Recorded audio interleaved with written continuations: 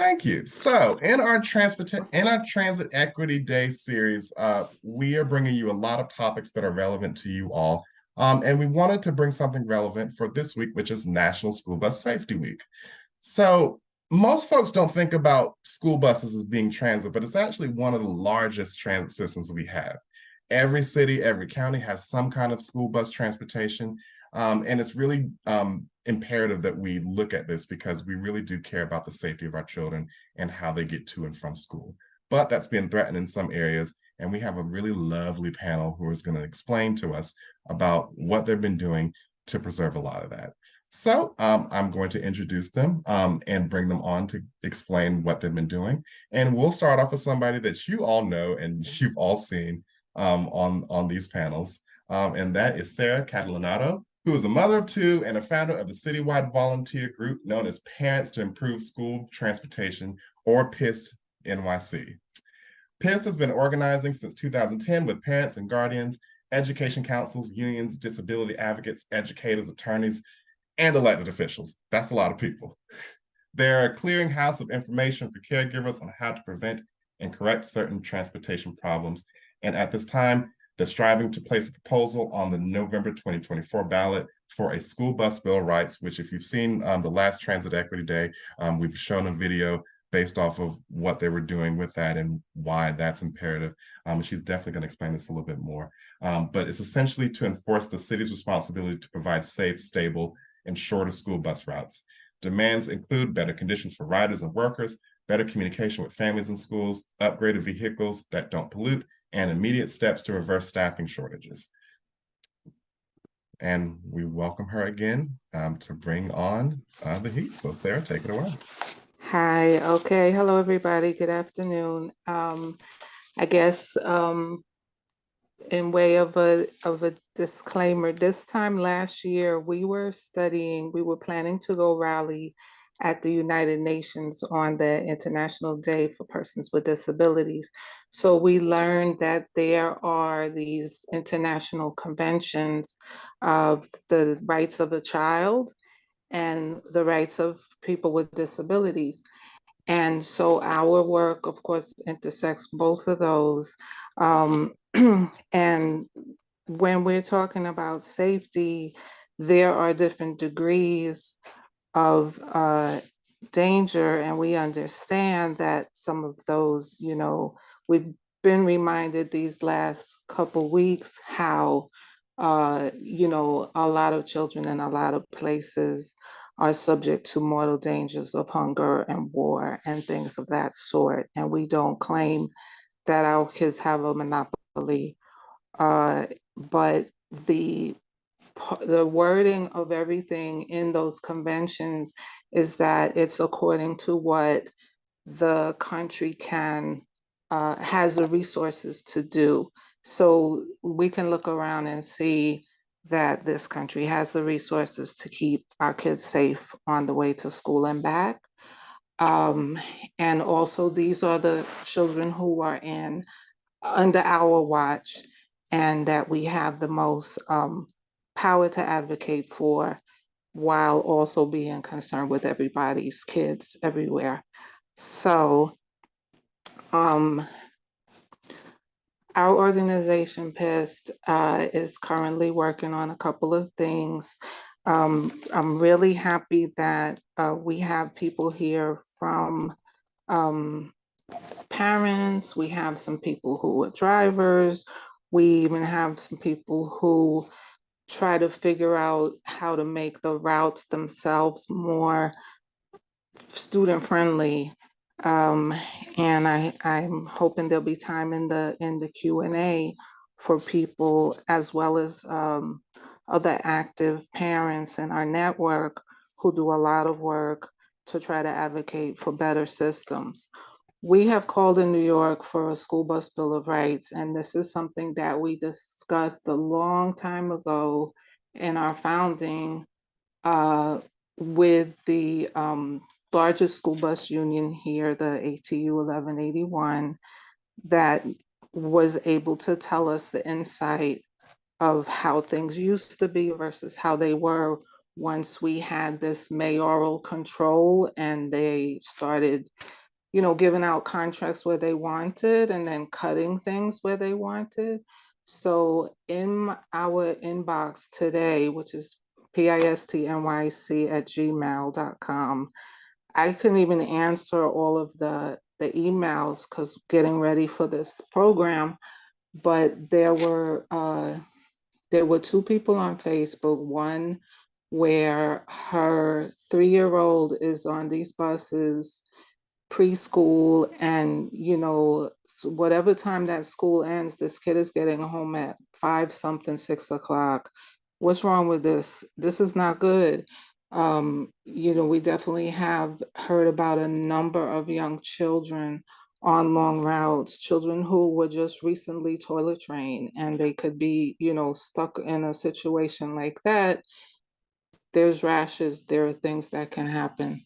Um, we've had situations, and if you show, I don't know, Bakari, if you're able to show um, any of the points of our school bus bill of rights, what we really are saying is that those who have the on the ground experience have a lot more knowledge about how this could be done better than those who are just, you know, they were appointed, it's their office, or they were hired without anyone consulting us. So, for example, we're seeing here the safety and health points of this school bus bill of rights, and it's going to be a ballot referendum, which I'll go more into. The vehicles themselves have the potential to be very safe. I'm sorry, Ricardo, could you back up? Okay. Um, School bus vehicles are designed safer, and it's much better for our kids to be in there than to be in the same number of cars as every seat in that bus. Better for the planet, and fewer accidents actually happen. Oh, hi Paulette, you got to mute, mama. Okay, climate control is a big issue because kids get overheated. They may be taking medication that doesn't work when they're overheated, when their body's too hot. We have kids with asthma. Other people can speak to just how bad that can get sometimes in the summers here. Sustainable meaning what Bakari was referring to, the electric school buses, they're trickling in and taking their time for 2035. But we already see, you know, things burning and melting. And a just transition so that you don't throw away the mechanics who you have, but you use their know-how and, you know, train a new generation to work on these new vehicles. We've said that these rides should never ever be more than 90 minutes long. And actually the state education commissioner agrees with that. But the routes here in this city are often programmed to be just under 2 hours. Like that's the maximum that they decided was okay if you're going from one borough to a next, which for you other parts of the country would be, I guess, one county to the next. And of course, that's, you know, also violated and the routes go over. And now they're starting to use the excuse that they don't have enough drivers, but we would tell them at the time, don't downgrade the wages for the drivers and you can hold on to more drivers. Parents, when we had this conversation, said that the stress of unstable busing has a whole ripple effect on the mental health of everyone in the house. And it actually also affects the economy because people can't get to work if that bus doesn't come and they have to take their kid. Okay, I'm ready for the next slide, please. So, of course, nothing works unless there's enough drivers. The EPP is their employee protection plan, incentives, and they're still fighting for a good contract that expired in the summertime. I hope Nico can give us a quick update on that, but the parents did step up and showed that, you know, we hope they don't have to strike, but we agree that they got to get paid and trained.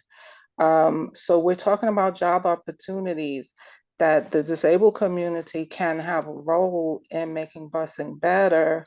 Um, we want a pipeline to get more monitors who are called here attendants or even matrons. That trainers could come from those who are educators, and, you know, in consultation with the union, what's the training that folks want to get, and how to be the most safe, and how to approach the children in the most effective ways, and resolve disputes. Even dispatch and customer service, we've got tons of people who wait, you know, so long to get anybody to answer the phone. And that's not safe, because somebody might be calling from the road saying we had an accident, but, you know, dispatchers, they don't have enough people to answer those calls. And we need to recruit bus paraprofessionals, which not every state has, but for students with a specific behavior or medical need, they need a one-on-one person, not just the attendant who's responsible for the whole bus. That affects their attendance as well. Okay, I am ready for the next. And so this is what it boils down to, is who's running this, the governance.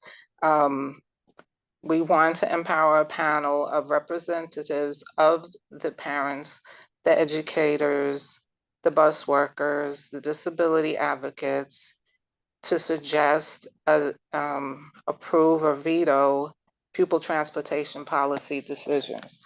A lot of the decisions that have been made, as I said, do things like throw multiple children onto the same bus from different schools. If there's a dispute from one child to the other, they don't have the same principal who can call them together and call the parents and iron it out. They also, you know, are going all over the place, and they're supposed to be at two different schools, both at 8 a.m. You know, time space continuum makes that impossible.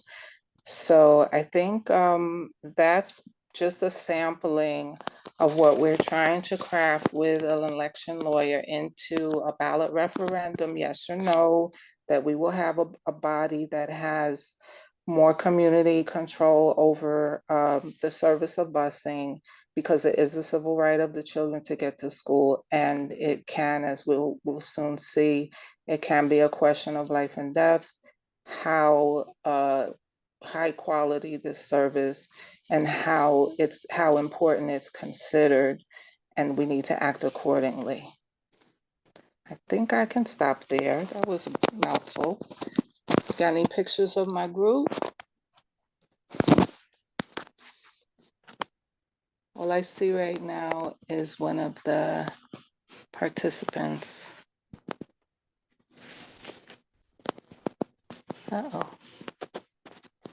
Bakari, are you? Okay. Oh, yeah, that was us having a meeting at the Rainbow Garden in the South Bronx to get ready for the start of school and the potential of a school bus strike, how we would support each other, as well as the demands of the workers. Next. That was us on Transit Equity Day. It was a freezing cold day, so the people who were very brave came through, and we had an amazing conversation. And you can see that the sign says the school bus equals access, and school is a human right. That's back to what I began with about, you know, the United Nations conventions. Anything else? Oh, that was us on Labor Day, and you can see we have our banner next to the banner of the Union Local. And some people who may be on this call are also in this picture. And that was, you know, us getting onto the streets and making sure that the rest of New York City knows that it's not, it's not always a conflict between the consumer and the producer of this service. I will add that, of course, down the road, and if we had more control, there should be some kind of conflict resolution, because when these routes are so stressful for everybody, there are clashes between, the parent and the driver. Sometimes it gets ugly. And on a very small scale, because we do have a good relationship, organization to organization, there's possibilities to intervene and just remind people, to put yourself in the other person's shoes, and let's smooth it out and move on.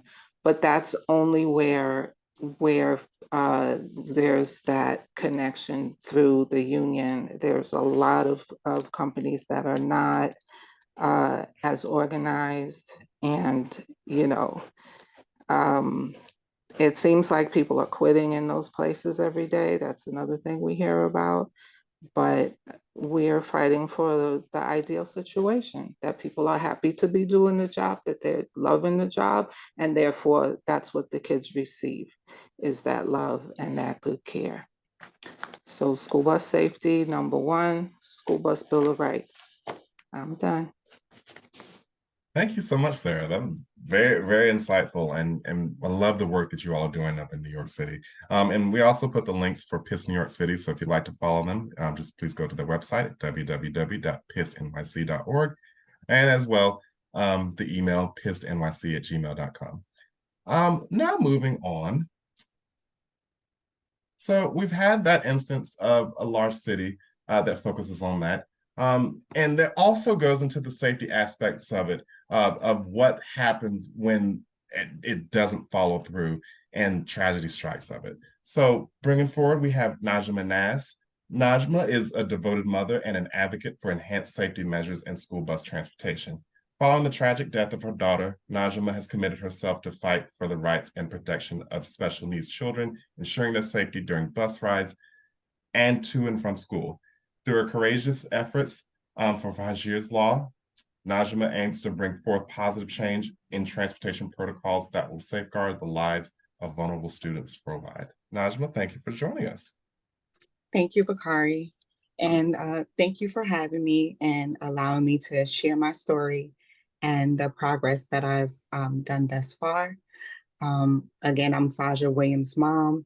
And since we lost her, I've been making it my priority to enforce change and safety within school transportation for children with disabilities, as well as provide awareness for Emanuel syndrome, which is a rare chromosome disorder in which Faja was diagnosed with when she was about 3 months old. I would like to share Faja's Law petition with all of you here in hopes of you signing the petition, as well as share with anyone who's willing to listen. And Bakari, if you can put up the petition for me. I won't read it, it's kind of lengthy, but hopefully you guys get a chance to look at it yourself. It's on change.org, and you can just search Faja's Law and it should come up. As of today, we've accumulated 21,926 signatures in about a 2.5-month time span. My goal is to continue to spread the word and gain as many signatures as possible to spark attention with legislators. I've had the pleasure of working with CPAC, which is Special Education Parent Advisory Committee here in Franklin Township, New Jersey. And to shed light on some small victories, we were able to have some safety protocols added in September for this school year by the Board of Education for special education students. I've also been collaborating with the New Jersey Ombudsman for individuals with intellectual or developmental disabilities, the New Jersey Council on Developmental Disabilities, New Jersey Regional Family Support Planning Council, and a few others that are extending efforts to help facilitate enacting Faja's Law, as well as PIST New York City. I have the pleasure of talking with Sara on a few ideas and suggestions as well. Although I have not been contacted by lawmakers, I won't let that discourage me from fighting every day. I'm still reaching out to the media, news outlets, as well as, excuse me, creating a strong social media presence to engage more conversations that need to be discussed regarding transportation safety. I'm currently trying to reach out to and meet with other families who have experienced similar tragedies such as mine. And like I said, I would like to, remain hopeful and steadfast throughout this entire journey. Um, Finally, my goal now is to continue advocating and building the FAJA movement ESA, which stands for Emmanuel Syndrome Awareness, researching if there's any other laws such as what I'm proposing already exist in the US, researching transportation safety laws and statutes that are currently in place to further cultivate FAJA's law before presenting it to the legislators. I encourage maybe like any nonprofit organizations, committees, social justice groups and or advocacy groups that would like to help in any way or be a part of FAJA movement to reach out to me directly. I'll add all of my contact information as well as links, including my latest news interview in the chat if anyone is interested. But that's basically what I've been doing.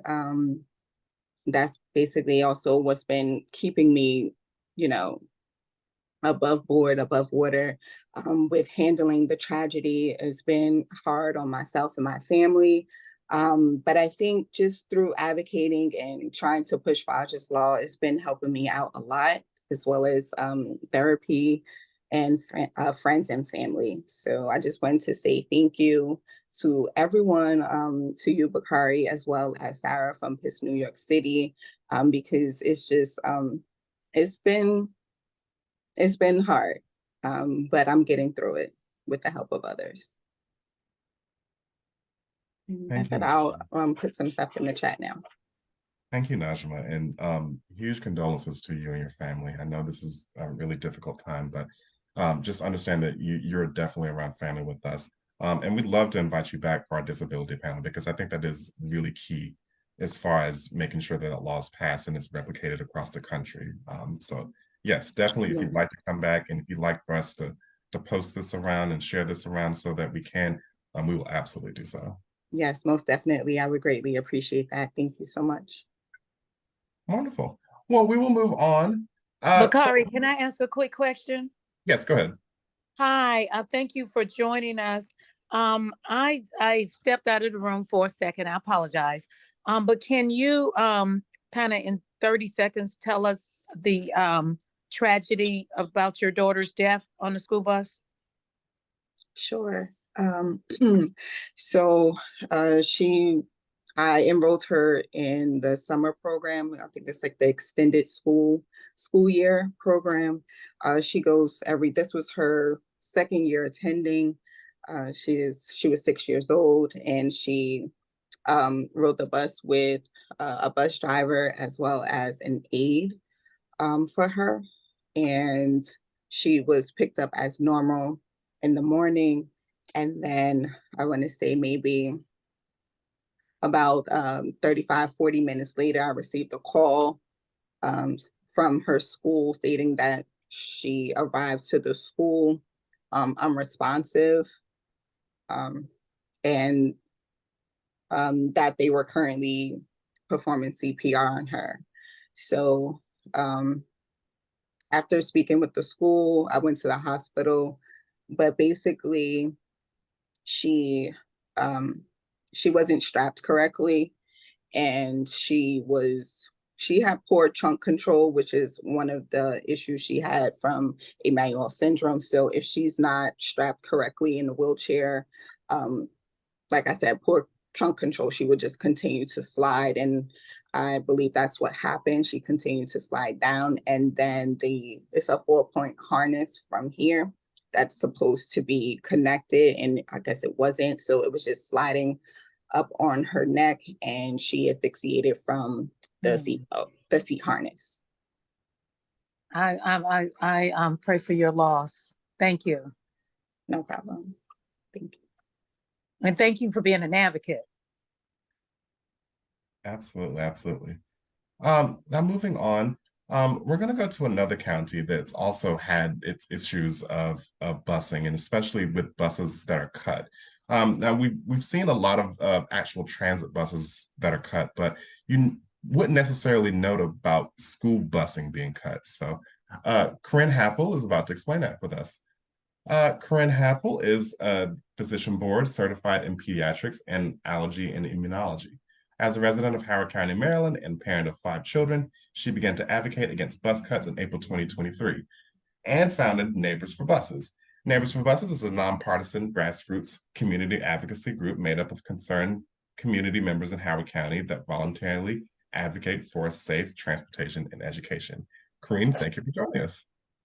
Thanks so much for having me, Bakari, and thanks for hosting this panel. It's great to learn from others who are advocating for safe and reliable school bus transportation. So I made a few slides to help share. I know Howard County is not as recognized as New York City and some other bigger cities that are presenting today. So as Bakari mentioned, we're Neighbors for Buses. We advocate for safe transportation for children to and from school.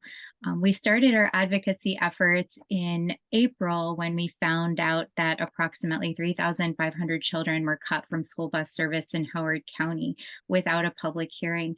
And I appreciate what Sara said when she was talking about PIST NYC efforts, just how elected officials are often hiding behind the excuse of it is difficult to get drivers right now, rather than trying to fix the problem and recruit and find ways to make school bus service, being a school bus driver, more attractive.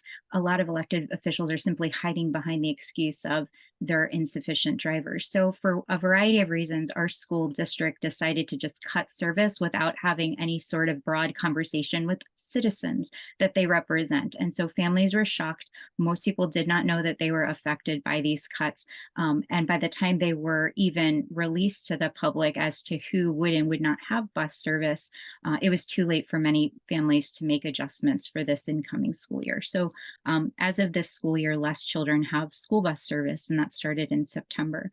So a little bit of background. I know many may not know where Howard County is. We're a lovely county that's situated about halfway between Baltimore City, so that's highlighted with a black arrow, that boxed area in the southern portion of Baltimore County, that's Baltimore, and then in red is Howard County. And then a little further south, not part of Maryland, is Washington, D.C., where some families live in Howard County and have one parent might travel to Baltimore, one parent might travel to DC. We also have people who work locally in Howard County.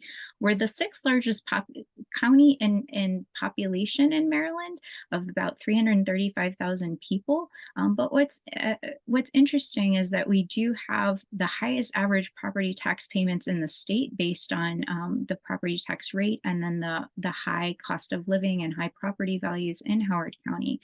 And so deficiency of funds seems like a poor excuse to cut school bus service when there is quite a bit of income coming into the county. Columbia, Maryland was developed in central Howard County. That's where most of our schools are located. In the 1960s, it was designed specifically to be a mixed income, ethnically diverse, mixed community. There's lots of parks and recreational facilities. And I did want to highlight, I'll point this out later in the talk, is that there are lovely public trails that go through the woods, and these are paved paths, and there are some concerns related to those paved paths as they relate to cutting school bus service. So the school system serves about 57,000 students in 77 schools, and we really don't have public transit the way other larger communities might have. We do have some bus service, public bus service through the Regional Transportation Authority, but most of those do not take children to school, and bus stops are not convenient to schools for the most part. Except where required by special education law, Maryland law does not protect school bus rights in Maryland. So we are a state that has no law that requires any district to have school bus service. So all counties in Maryland could stop offering all school bus service, and that would be okay per Maryland law. All counties have some school bus service, but it is not a protected right in Maryland. Students are required to receive an education, but students do not necessarily have to have access to a school bus, even if they live very far away from school. So our advocacy efforts really are fixed on the point that school buses are the safest way to get children to and from school. That has been reported for years by the National Highway Traffic Safety Administration. And therefore, any cuts to school bus service are inherently cutting child safety. And so if a district, if a county decides they want to cut service, it seems like that should be a very huge conversation in the community. Families rely on school bus service, and to suddenly cut it can create a lot of safety concerns for families who lose service.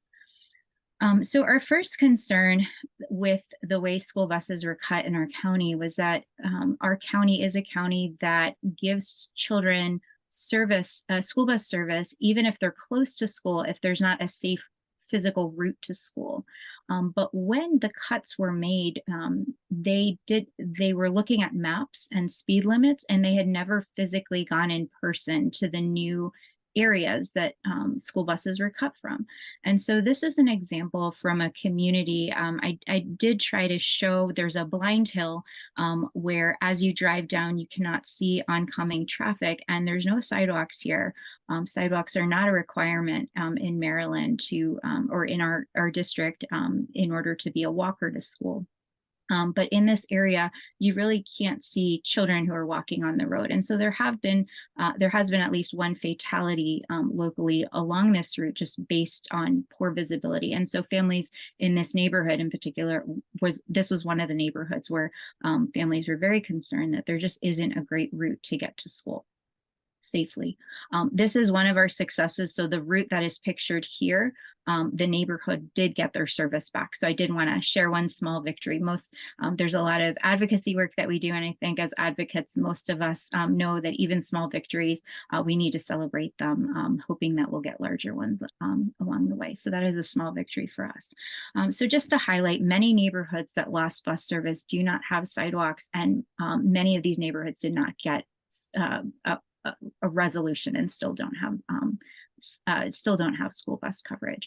Safe Routes to School is a nationwide advocacy effort for a nonprofit that helps promote safe travel to and from school. And they actually recommend a separate surface from vehicle traffic for children walking to school, and not what is occurring in this picture. So this picture is from their website, and I like the way it shows this rolling hill, which is very typical of Howard County. We have a lot of rolling hills. And so as a car is coming from further into the picture, if a car were approaching these children and teens, they would not necessarily see those kids until it might be too late to stop. So having children directly on the roadway without a sidewalk is in and of itself a safety hazard, and then add in rolling hills and it can make visibility even more difficult and safety even more challenged. There's a very different safety concern in other parts of Howard County. So the further towards the center of Howard County that you get, so that's Inner Columbia, there are these beautiful paved trails that are designed for recreation and enjoyment. Unfortunately, they're also fairly isolated. And so it's a very different concern. Families who are required to use these routes to get to school are much more concerned that as you increase the walk distance that students are using these paths for, you place children for long periods of time in these isolated areas that there is not great public visibility. There's also have been crimes in these areas. And so if a child were assaulted or had trouble with an abuser, it would be difficult for that child to get help in these circumstances, particularly older children who are old enough to walk to school without supervision. I'm a board certified pediatrician, so a huge concern in my mind when I saw the numbers of how many children were cut was that the greatest number of children that were cut from school bus service, these 3,500 kids, the highest number actually affected elementary school students. So when you're talking about young elementary school students, these are children who do need supervision going to and from school. In Maryland, our law dictates that children under 8 should not be left without supervision. That is considered neglect. So you can't tell a pre-K student, a kindergartner, a first grader, a second grader to just go walk to school now that they've been cut from bus service from a mile or more away. you do need to supervise them. And the problem with that, especially when you're announcing to these families so late in the game that they're not going to have school bus service in a few months, and many families didn't even find out with the initial announcement because it was done so quietly.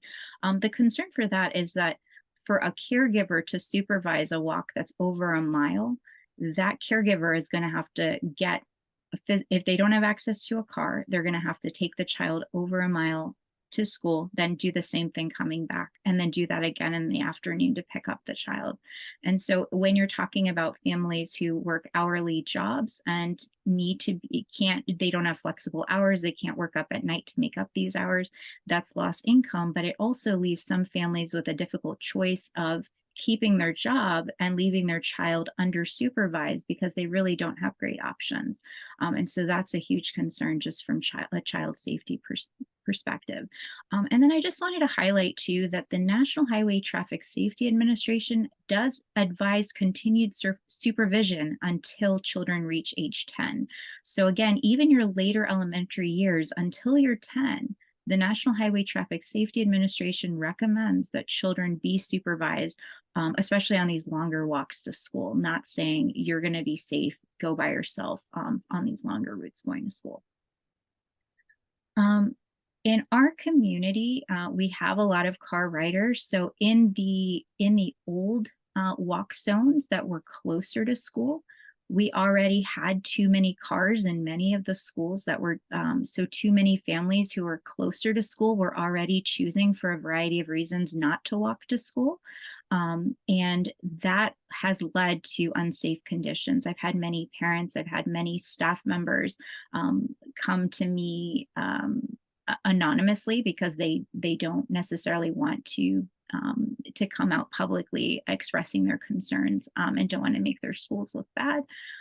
But there have been a lot of concerns with school rider lines dropping off and picking up. And those concerns dated before the bus cuts. And that's a huge concern. So rather than saying, let's as a community make sure that we're helping more kids not use cars going to school, we cut buses from kids who live further away, which doesn't make sense. And so in our local community, we had a child who was struck by a car in a car rider line, and that's really related to decreased visibility in the school zones. So at the bottom here, you see a picture of cars just waiting that they can't even get into the school parking lot because there's so much backup and drop off and pickup times. Pickup times in particular can be very problematic. And having those cars there means that children who are walking nearby, cyclists trying to go through, are going to be less visible to the surrounding traffic. And then I wanted to highlight that, again, we're for a county that collects so much revenue through local taxes. We now have the worst high school transportation policy, if you will, in terms of the distance that students are required to walk.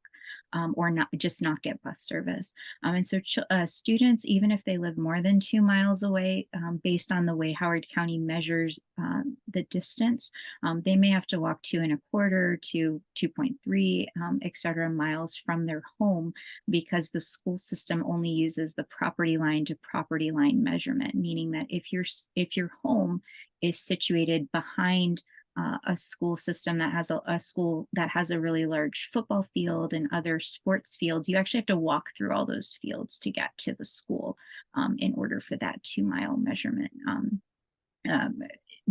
You have to walk additional distance beyond that 2 miles. There is a high risk of sexual abuse and assaults, and that should not be downplayed. I always have people shocked when they see these statistics, but they're real. Approximately 1 out of 4 adolescent girls reports a history of sexual abuse or assault, and approximately 1 out of 20 adolescent boys, 17-year-olds, are reporting sexual abuse and assault. So those are real numbers. And when families report that they have concerns about students walking in isolated paths, I do think that our elected leaders need to listen to those concerns, because those are real numbers. Our upcoming, I guess our next push as Neighbors for Buses is that after all our advocacy work over the summer, the Board of Education said, okay, we didn't give you a public hearing before the buses are cut. We'll give you a public hearing 60 days after the buses were cut. There's been a lot of complications. I'm always happy to talk more about buses and what's been happening for the last 60 days, because there were a lot of other concerns that have happened in the first couple months of school with our buses in Howard County. But our big push now is to convince the Board of Education that we still care. Kids lost buses and they're coping, they're figuring things out, but we think Howard County is worse off because of it. And so we do want our elected leaders to make a change. And we'll plan to speak out on November 16th. So thanks so much for inviting. I look forward to answering questions or talking more with each of you. Thank you, Corinne. And huge shout out to you for bringing this up as an issue. Must be really difficult for a lot of the families, for a lot of these kids, and especially with a suburban county like Howard County that already doesn't have as much public transportation. So huge good luck to you and those families out there. Keeping in Maryland, there's also the common theme that you've seen so far is that there's no laws to protect any of these students within this transportation. And we're now about to hear from another group that's working to rewrite that. Joining us now is Ruth Farfel. Ruth works for the Fund for Educational Excellence in Baltimore, Maryland. Now, they support and partner with a lot of folks within the Baltimore City Public Schools in a variety of ways.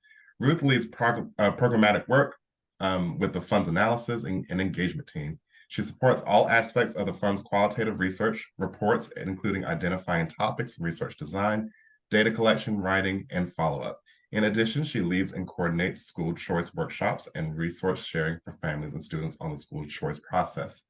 Ruth is a graduate of the University of Maryland School of Social Work, and she holds a bachelor's in sociology from Washington College, and she grew up in Baltimore City and is a Baltimore City Public Schools alum. Ruth, thank you for joining us. Thank you. It's a pleasure to be here. Please excuse my voice. It's not working today. I wanted to, I'll quickly share my screen. I am going to share a little bit about my organization and also the study that we did 2.5 years ago now. So the Fund for Educational Excellence is a nonprofit that works really closely with Baltimore City Public Schools.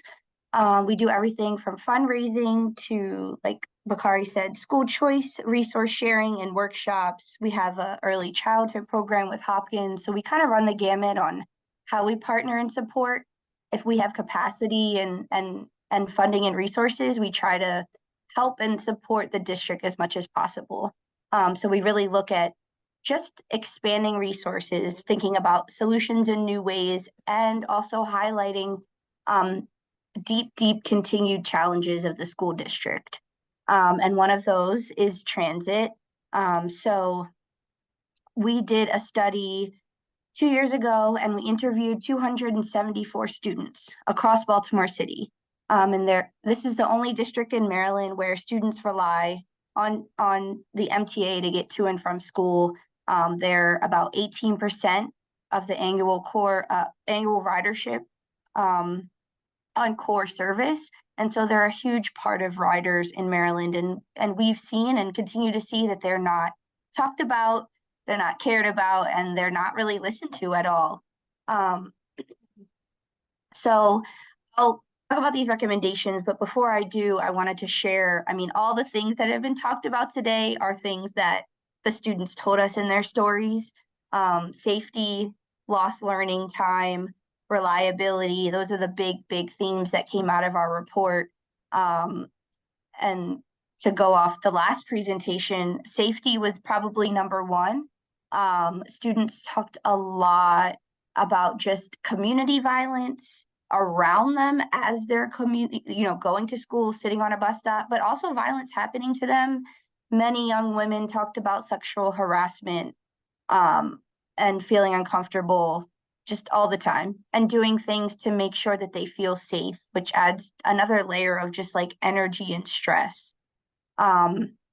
And then, of course, we had, a little bit more extreme, but students tell us that they were robbed at gunpoint. So it's really, really awful. And honestly, the more I talk about it, the more angry I get, because our students deserve better. All these students deserve better, whether they're riding yellow buses or public buses. So as we do with every report that we put out, we provide recommendations to the entities that have more power and over decisions than we do. But it's the hopes of partnership and collaboration. We never, put people on blast to just put them on blast. We really hope that we can work together and solve problems together. So in that vein, we ask students directly, what do you want? What would you like to see? And many of them were just like, we need more buses and on time. They're being passed, the buses will pass them even when they're not crowded. There's a lot of animosity towards students, particularly Black students in Baltimore. So there's just a lot happening. And so in terms of recommendations, students just wanted like kind of some basic safety resources and things that happen, like more lighting at a bus stop, an app to report harassment, something like that. So we know there's little things too, like bus operators oftentimes don't even allow students on. They had a physical one card about 2 years ago when we did this report, and even if they didn't have their card but were dressed like students, they weren't allowed on. So they had to find another way to get to school. In terms of safety for our recommendations, we had proposed a sexual harassment campaign. And I don't know if any of you have been in Baltimore lately or seen some of our transit stops. There are some posters, which are great, but the MTA did not, contact us or ask us, what we thought. They just kind of put this out here and said they are working on more. So a lot of the recommendations that we made, they said that they would, heard them and would do them. And when this report came out, we got a lot of attention because of the content. And I have to say that right now, we don't meet with the MTA regularly. We don't hear from them. And the school district has not made any movements as well on their part of things. So we need help. We need advocates. My organization is not an advocacy organization directly. We, since this report, I got to know Bakari and I've been sitting on advocacy groups, but there is no group dedicated to students in Baltimore to try to get service to be better.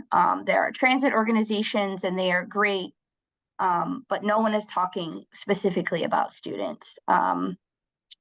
So I think that was my piece. As you can tell, I'm very frustrated, and I hope that all of us can work together because we all know how important these issues are. Thank you. Thank you, Ruth. And yes, I've had the huge pleasure of attending one of the Fund for Educational Excellence meetings, and it's really wonderful work that they do. And also to just kind of reiterate what she's spoken on, transit here in Baltimore is horrible, and for the fact that kids have to take that because there are very few school buses here, and they don't show up on time, so the kids get penalized for that. And I even live near two of the major schools over here. I live near Dunbar High School and City Springs, which are two major schools which utilize these buses, and these buses are packed full. And MTA was trying to cut one of them, and it's just difficult to try to work with these folks who don't even consider these students as part of the population for using transit. So huge shout out to Ruth and everyone at Fund for Educational Excellence for doing so.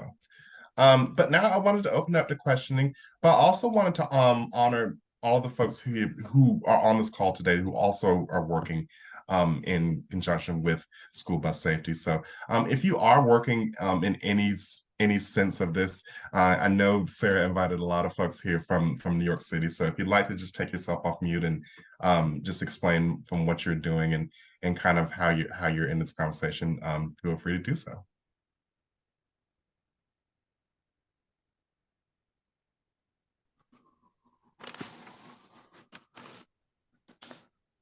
Hi, my name is Molly. I work as the Education and Employment Community Organizer for Center of the Disabled for Independence of the Disabled New York. I've met Sara once or twice at a few meetings, and hopefully we'll be meeting her a lot more, especially regarding her School Bus Bill of Rights. I'm working on several coalitions specifically devoted to transportation and school bus transportation for New York City schools. We recently had what they're calling an almost strike, but was actually a partial strike. And it's really highlighting so many other problems within the New York City school system, including accessibility, because a part of the reasons our bus systems are so inefficient are because there are only a third of schools in New York City are 100% physically accessible, which is so few schools for so many students. So it's an enormous problem. So we're trying to tackle it from all angles. And I'll put my information in the chat if anyone wants to reach out to me. Also, one of the things that I'm working on separate from that, but it sounds like there's a kind of a combined need for it, is on sexual assault in the disability community. So Ruth, if you'd like to contact me on that, I don't have Maryland specific numbers, but I do have a lot of federal numbers. And Corinne, same deal. Absolutely. Thank you so much, Molly. Anyone else? Hi, good afternoon. My name is Lupe Hernandez, she, her, ella pronouns. I am one of the community organizers for education and opportunity with the New York City Office of the Public Advocate, Jumani D. Williams. However, and I am personally engaged in this work long before I worked at the Public Advocate's office, but happy to be here as repping the office in this space today. But my history with my advocacy work with PIST and school bus in general goes back to when my child was only 2 years old. And I currently sit on the task force here in New York City. It was a mayoral appointed task force addressing transportation for our students in temporary housing, and that does include our foster children, and many of our newest New Yorkers that have been enrolling into our New York City public schools. So I am on the front lines, and we've been working with PIST in creating the School Bus Bill of Rights, as well as just supporting the labor workforce and the challenges that these contracts pose on the entire system, and specifically some of the most vulnerable populations within our New York City public schools. Very happy to be here in community with you, and looking forward to collaborating to creating definitely more transit equity here in New York City, and appreciate all the wealth of shared experiences throughout the country. So thank you for putting this together. And my information is in the chat, but I will put it again for anyone that missed it earlier. Absolutely. Thank you for joining us, Lupe. Anyone else? I'll go next. Hi, everybody. My name is Cody Carlo. I work with a company called Easy Routing. Sara invited me here to the meeting today. I've been working with Sara for about the last year or so. And really what got me connected with Sara was I'm relatively new to this space. I've been working with Easy Routing for about the last 2 years now. And I was doing some research on New York City public schools. I read about kind of some of the insanely long, ride times, elementary school students that were sitting on the bus for 2.5, 3 hours at a time. At that time, when I first reached out to Sara, I actually had a 2 or 3-year-old who I personally couldn't even imagine sitting on a school bus for 2 or 3 hours, especially not either way.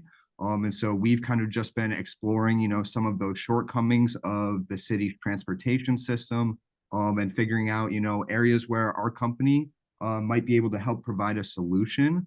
So a big focus of what we do is increasing the level of communication between the districts and the parents, simplifying the routing process on the district side, and enabling simple and flexible routing, especially to accommodate, your special needs students who may have more irregular schedules. They may have, one program that they go to on a Monday and a different program that they go on Thursday and Friday. You would think that, the transportation routing software products that the school districts were using would be something that could easily accommodate situations like that. But about 2 years ago, I found out that that was absolutely not the case. So we have a big focus on, like I said, increasing communication, enabling, real-time data transfer between the district and the community, especially as it pertains to bus delays. Sara, we've seen New York City public schools bus delay page. It's very old, it's very archaic, and it relies on somebody to manually throughout the day update that listing with updated, accurate information. Easy routing, we believe we have a much different and much better way to do that kind of thing, that not only provides that information quicker to the parents, but also takes it off of the workload on the district, so making it a win-win and making it easier for everybody. So we've been digging into the details in New York City, me, Sara, and Lupe, but I know we have Baltimore City, I know we have Howard County out here as well. So I'm very, very interested to learn, about some of the struggles that your districts are facing. I've seen that across some of the bigger districts, it seems like they all have a lot of the same problems that are just displaying themselves in slightly different ways. So I'm really interested to learn more from you guys, and also use the information that I gather from you guys to inform new changes in our software development team, so that we can continually just refine the product to be more beneficial, not just to the students in the district, but also to the parents across the country as well. Thank you so much, Cody. That is really informative, because I think that's something that a lot of folks don't realize is, how hot it can get on these buses, and especially because a lot of these school districts, and I know from my experiences growing up in the South, sometimes we started school like last week of July. So those buses are already like just terribly hot. So, so you can't sit on that thing for 2.5 hours. That's too long to sit on that hot bus. Right. And then we're talking about like school routes being so long, like, and especially if you're in deep in the country and you're sitting on a bus, first one picked up, but last one off, and you've just been sweating, and then those seats just get so hot and sticky. So yeah, absolutely love what you all are doing with that. Really appreciate that, Bakari. And that's a great point that you made. We don't want those students for sitting on the bus longer than they have to. And one of the things that we've been able to help districts do, because our system doesn't use third-party technology, it was all built from the ground up exclusively for K-12 transportation, is that we can consider those things like maximum riding time, maximum walking distance, a lot of different factors that kind of conventional routing software programs that are used in this space just really aren't designed to consider at all, really. Absolutely. Thank you so much. So we got a lot of Atlanta folks in here. Shout out to Tamara Jones, Atlanta School Board Education at Large, seat 7.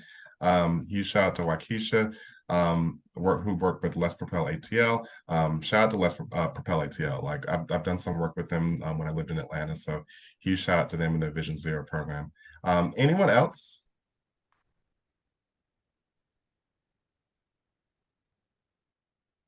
I don't know if you see my hand or not, but this is Sheila here in Fort Wayne, Indiana. I belong to a lot of different organizations. One of them that I belong to is the J for J Alliance, Journey for Justice Alliance, and they're starting their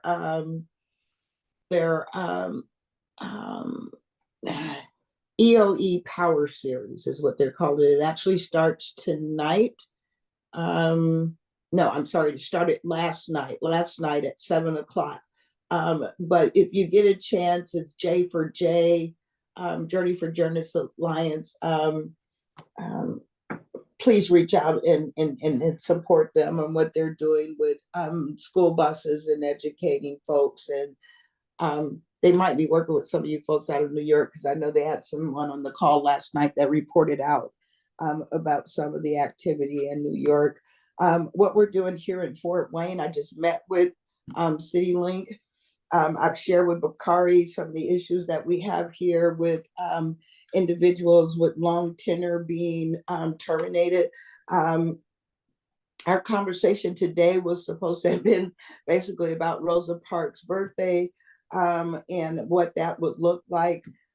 We're coming up on the end of the 2-year commitment with the APTA. That was an agreement. It was a 2-year pilot program, and so February will be the 2-year report out. And so today, in that wrap-up session, we talked about the core principles. There were 5 core principle areas, and we stated that we were going to give them a report card A through F. And their attorney jumped in. She was in the room and proceeded to give me a letter of how many folks they fired in the last 12 months or whatever. But it's like, I'm not here for that. These folks have filed, grievance, arbitration.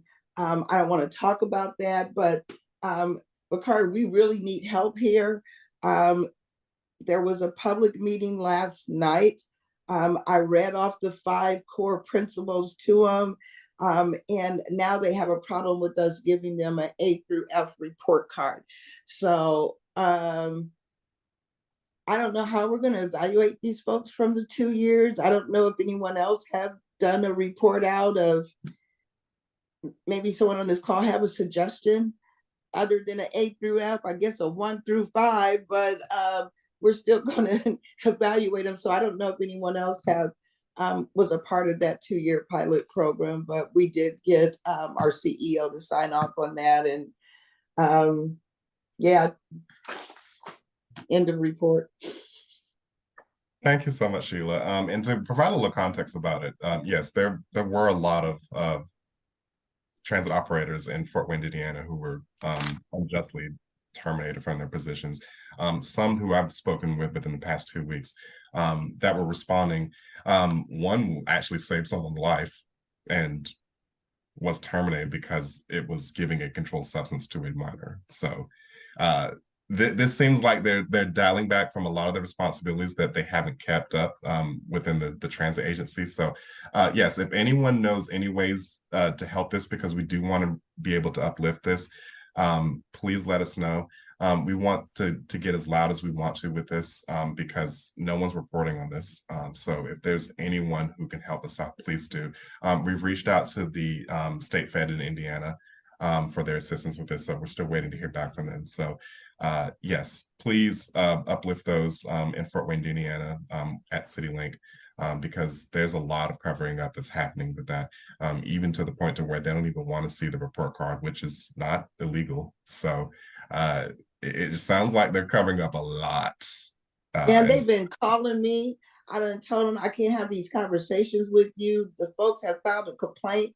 Get with the NAACP because they filed complaints with the NAACP here locally. And then I believe there's one in Indianapolis for the gentleman that was demoted from management back to a driver. I believe his is in Indianapolis, but we need help. The union is not strong. They fired the union president.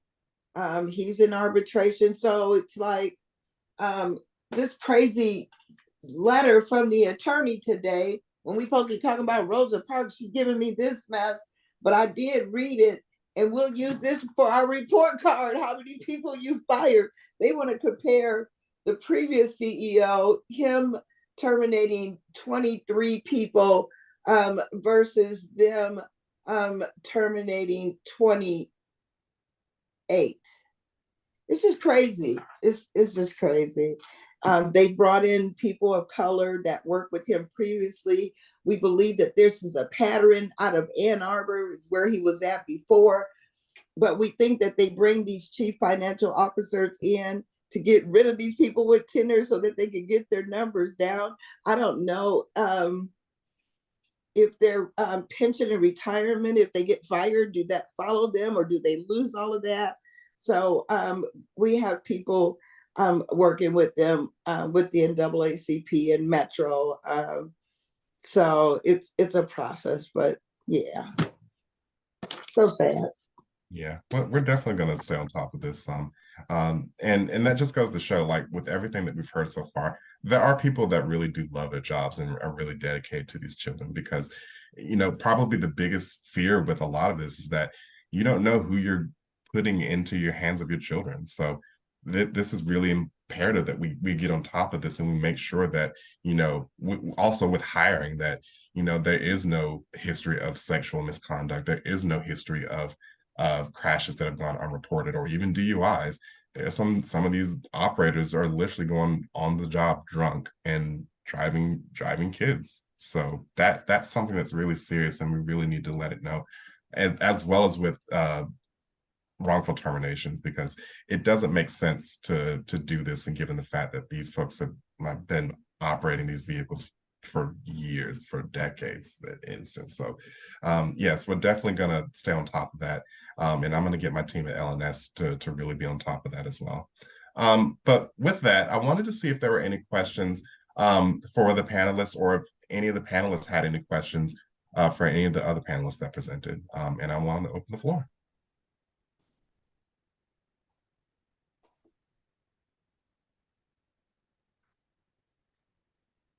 Any questions?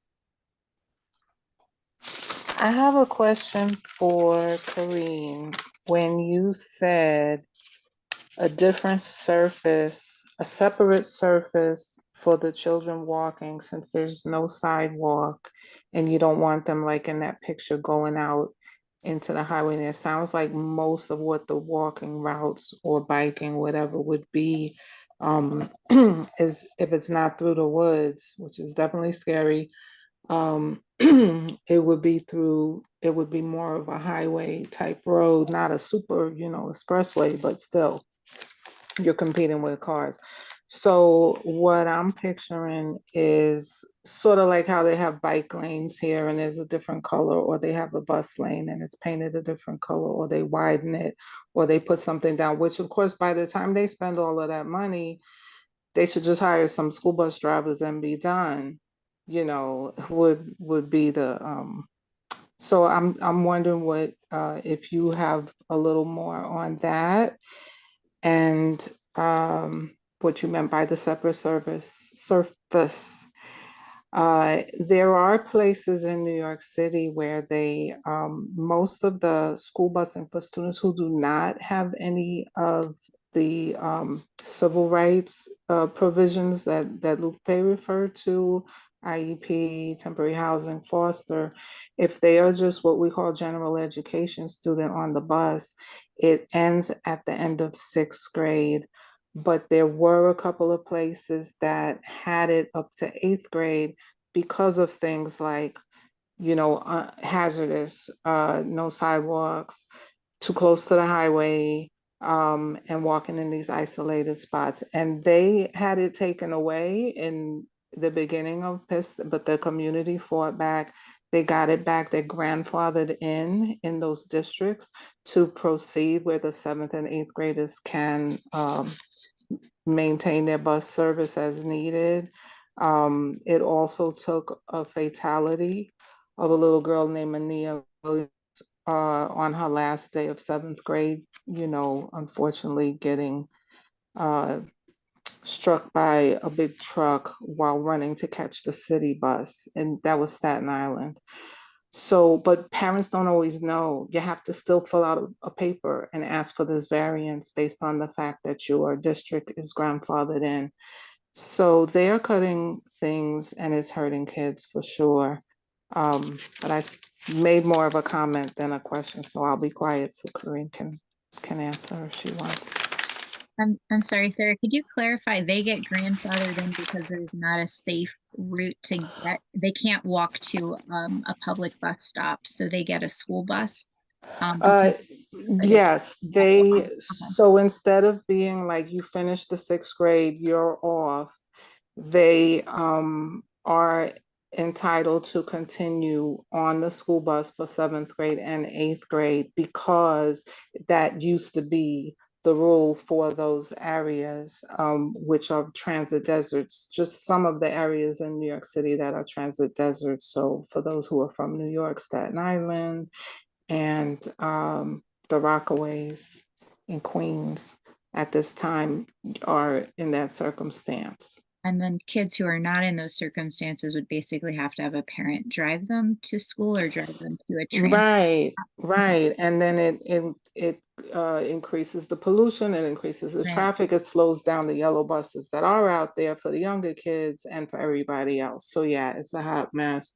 But they did, win that sort of a concession that if you had it before, you can apply and have it again. So if my child if I just moved to Staten Island and I don't know this, and my kid has been, in 7th grade without a bus and now they're starting 8th grade, I wouldn't necessarily realize that my child, even without an IEP, if they live far enough from the school, has the same right to yellow bus transportation. That's what we've understanding.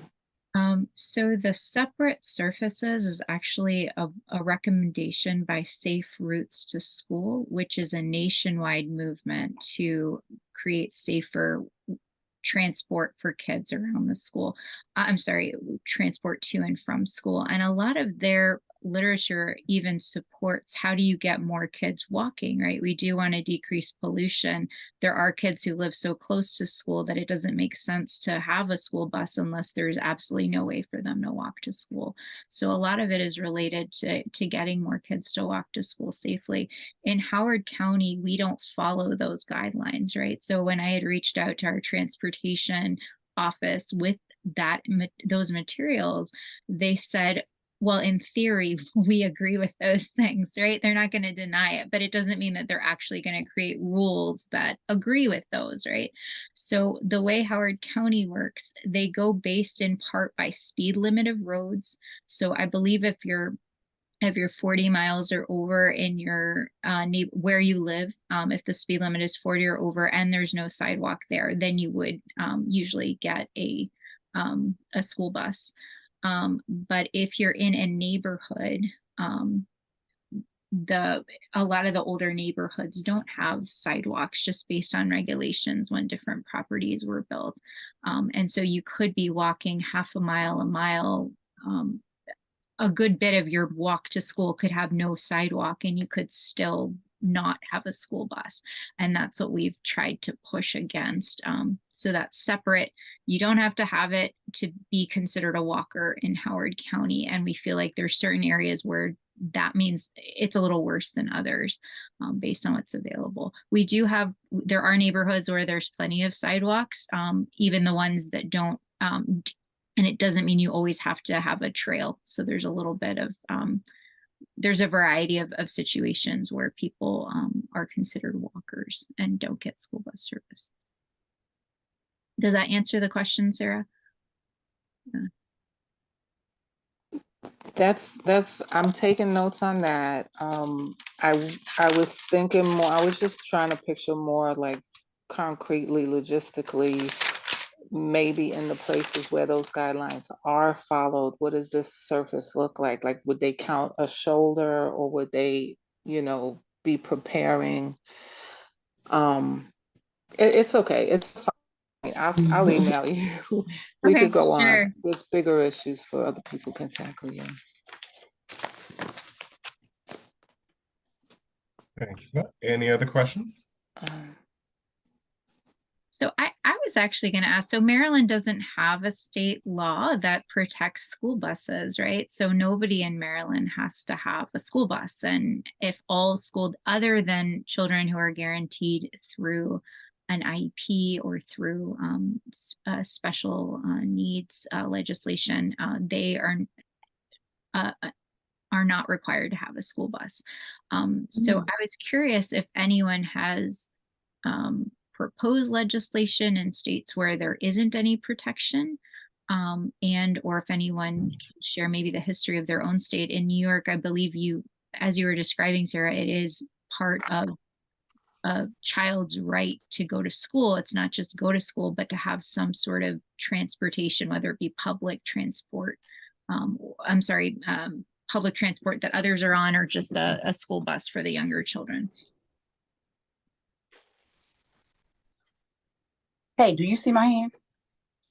Oh, Yes, yeah. Keisha, go ahead. Okay, so hey y'all, I'm Waukesha Howe. We did the Respect Cascade initiative here in Atlanta, Georgia. And so I'm so happy we have one of our board reps on here as well. Verify if I'm incorrect. So what we have here is that if you live within a mile of the school, you have to walk to school. But everyone else catches the school bus. Special education, I know that that can be written up in your IEP, and I know that may be a separate topic. School bus concerns, or if you need to transfer, because I had a son that had to go to school across town, so we had to write that in, and so we was able to get him to and from school some years back. But one thing that we were struggling with the kids who walk within a mile, and I think this is legislation maybe, they have to walk, but we were struggling with no sidewalks, proper street lightings. And so we went to we have a transportation commissioner here. At that time, his name was Josh Rowan. And so we kind of work with him, Safe Routes to School, and we kind of got and Propel. We cleaned up we got them to clean up the streets, make sure the lines, check the lights, make sure our crossing guards were safe. And I want to say they did push some legislation here on a city level to slow the speed limit. A newer legislation, and Ms. Tamara, you may can speak to this, is that if you are caught speeding in and around a school zone, because we have, a lot of kids that walk to school because they live within that mile, you will get a fine. So that's something that we did to kind of try to deter people from speeding around the schools. We also worked on getting the signage fixed, because we do have signs that tell people how fast they're going near school, in the school zone. And so those are some of the things that we did here to kind of help our babies get to school safe, because what we found doing some research with one of the local colleges is that children was having terrible experiences before they got in school, which affect their ability to function throughout the school day. So I just want to lift that up. That's some of the things that we worked on. And I can follow up on that really quickly. Yes, with the school zone speed cameras, we've been working with the state on that. So there's a special designation for, like, that has to get into, at least in our state, it has to receive a designation from the state, a particular intersection, so that it qualifies for the speed cameras. And so those have just gone into effect for several of our schools, and we're trying to work to make more of our high traffic and dangerous intersections part of the program. So just hope that other people can learn from that and take advantage of that as well. Does the state of Georgia guarantee school bus service if you live more than a mile away, or is that Atlantan specific? That is, it's stipulated by the district. The district. About our state in general has not kept up with transportation reimbursements or funding for transportation as the costs have been rising, which we're still trying to work with our legislative liaisons to try to get more funding from the state. Can I jump in unless somebody else was about to talk, Bakari? I had Molly on stack. Oh, okay. I'll wait. I was just going to say that something going on in New York beyond the legislative is that there's currently a movement to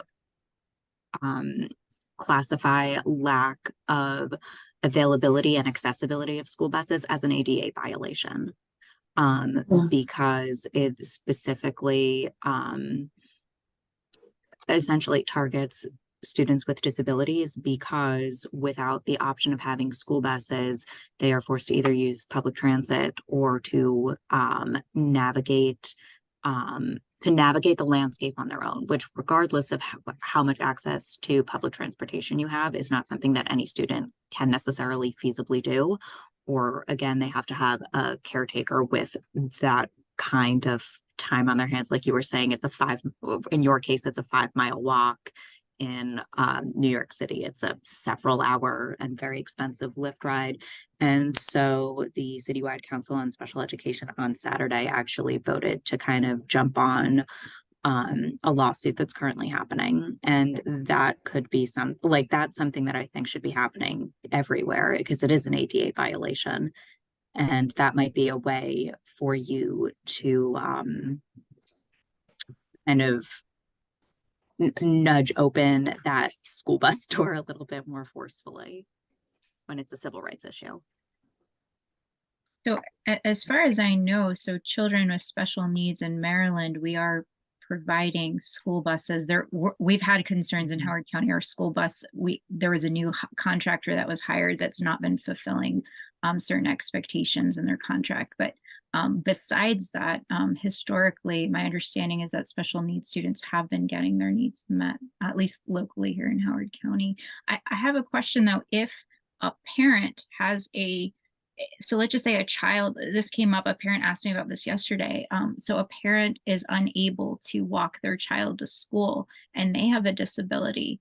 Does that child qualify for school bus service? No. So if you are a child of a parent with a disability and the parent cannot drive and also cannot walk you to school because of their disability, then you're just going to have to your family's going to have to find a way to hire somebody to do that for you. Because it's not, because the child doesn't qualify for a disability, then they would not be entitled to that school bus service in Maryland. All the more reason to jump on the ADA bandwagon and be like, this is a violation, because it's still discrimination against the parent. Right. It's like I would just use that angle any way you can, essentially. It seems like that's the one protection that's there for school bus service, or at least partly there for children with special needs. Yeah. Thank you. Also, this is just something else. An IEP qualifications vary from state to state, obviously, but also if your right to a school bus is dependent on having an IEP, one of the eligibility criteria for having an IEP is not doing well in school. And obviously, that rules out a lot of students who, for whom the burden of doing well in school is seen externally at home. And so therefore, if a student, for instance, like a student with autism who is excellent at masking, they would not qualify for an IEP, but should still be able to have access to a school bus. And that's something else to think about. Because being dependent on an IEP to be allowed, basically, like it's 3 different issues. And there's an enormous gap in having a disability and having access to a bus.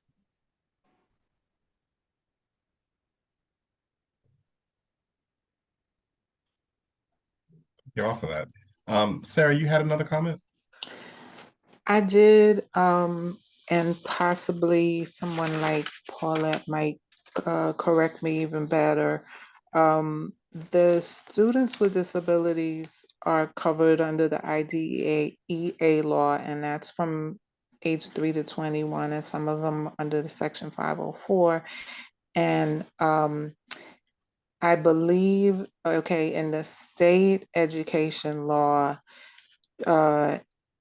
transportation is an educational service. There are counties all over the state that have, busing because it's more rural and things like that.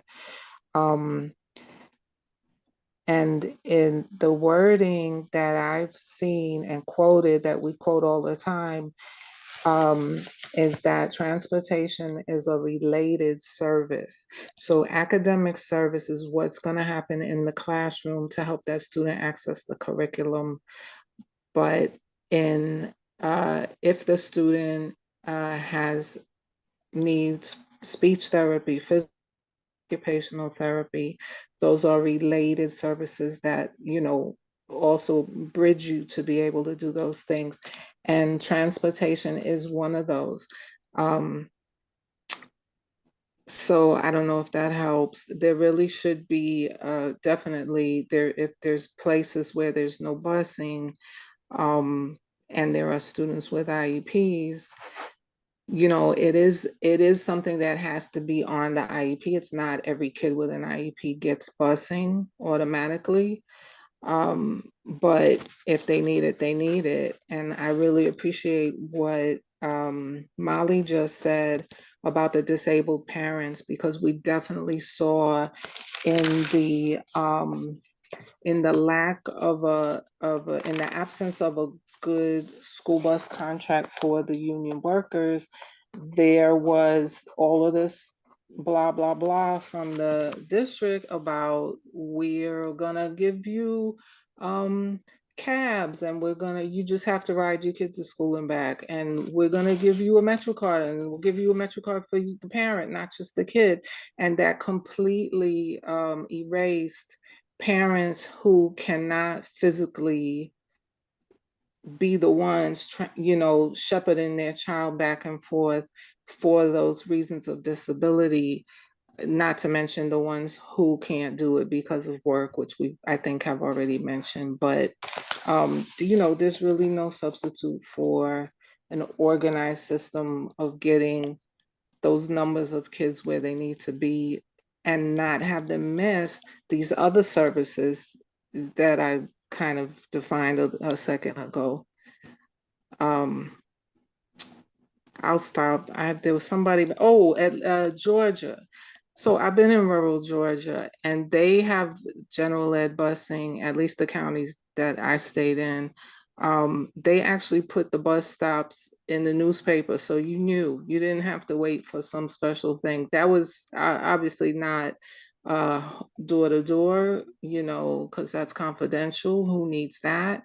But for the kids who just live far, because there's only, so many schools per county, they could find out where their bus was. It was not a secret. It was not something where our parents here are like, what's my route? Where's my, hashtag where's my bus? That's the thing here.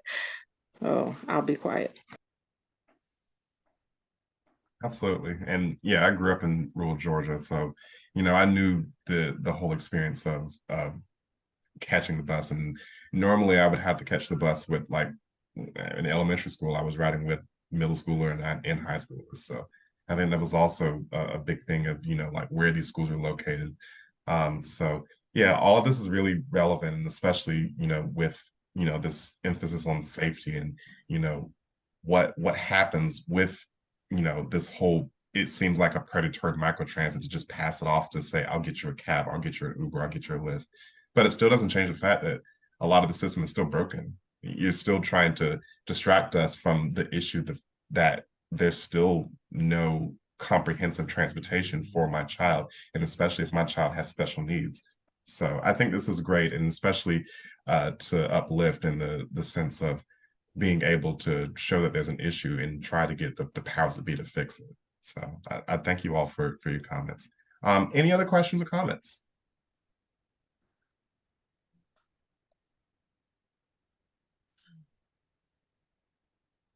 Any questions? Any comments? Where's the shy people? Come on.